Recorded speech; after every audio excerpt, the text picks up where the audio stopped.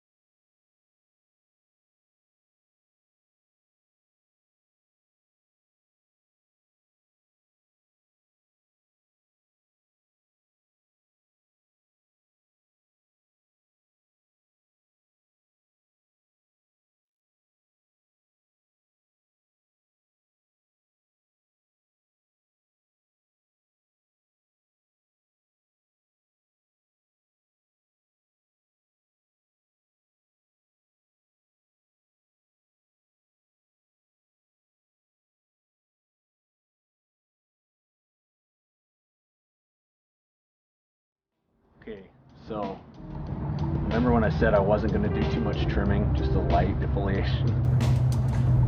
I kind of went overboard, which I do a lot, but that's okay.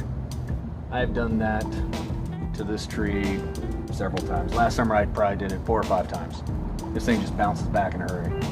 And frankly, it kind of needed it. I'm quickly becoming less of a fan of the hedge pruning method because of all that correction work that you just saw. So I do think to a point it still plays a good part because it does let the tree grow very vigorously. It doesn't slow it down as much as a clip and grow does. But to do a complete hedge pruning method, there would be so much corrective work that it might negate all the time you save with letting it grow wild. So the whole point to the hedge pruning is letting it grow wild so that the trunk thickens up faster than it would with clip and grow.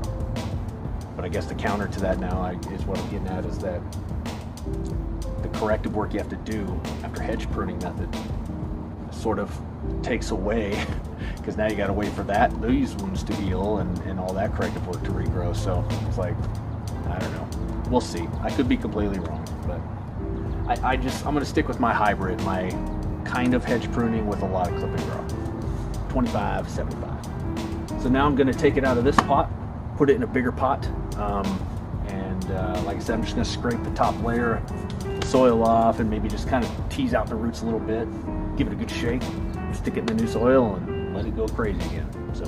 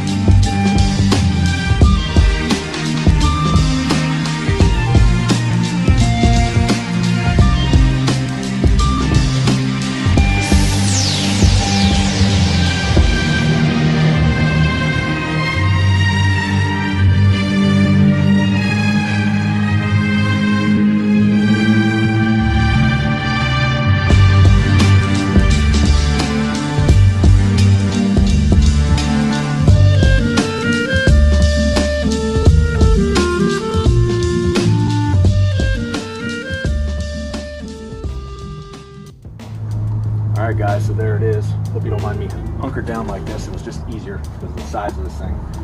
So, a couple of notes at the end. Excuse me, at the end there. The root mat at the bottom, had to hack through that, which I should have seen that coming. But what surprised me was the bugs that were in there. There was just a ton of, like, I don't know what they're called, like the roly-polies, whatever those are called. Tons of those. Some of those little centipedes that are about this long, that are brown, they just scurry away real quick and give you the heebie-jeebies. Those. So sprayed it with some insecticide at the bottom just to hopefully kill off anything else that was festering in there. But cut off the root mat, got rid of that massive base of rock that was sort of trapped in there, because I didn't want that getting in the way of the roots growing, and I didn't want the rocks being a problem later. So cut through that, you know, gave it a tiny bit of a trim just to get rid of the root mat, and then plopped it in here and filled it up with soil. Now I'm going to go give it a thorough drenching and drag this big heavy thing back out to the back of the yard again. So anyways, hope you enjoyed that. If so, please click like and subscribe on the video, and subscribe to the channel, and you can see some previous videos of this tree as well as a whole bunch of others that I've done, and see the updates on those and any new additions that I bring on. Thanks for watching. Have a good day.